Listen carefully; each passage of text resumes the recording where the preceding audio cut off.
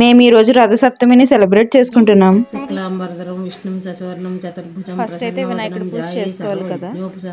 అసలు మ్యాటర్ ఏంట్రా అంటే మనకున్న నెగిటివ్ ఎనర్జీ అంతా పోవడానికి సూర్య భగవానుడికి పూజ చేస్తారంట ఈ రోజు. నెగిటివ్ ఎనర్జీ పోవడమేమో గానీ ఆకలితో నేనైతే పోయేలా ఉన్నాను. అంత టైం పట్టింది పూజ. ఇదే దాన్ని రథం అంటారు, చిక్కుడుకాయలతో చేస్తారు. అది నేనే చేశాను. షేపోట్ అయిపోయింది కదా అని రథం కాదనుకోకండి, దాని రథమే. మా అమ్మ ఈ పని అంతా చేసేసరికి నేనైతే పొద్దున్నే 7 కల్లా లేచి సన్ కిస్ వీడియోస్ తీసుకున్నాను.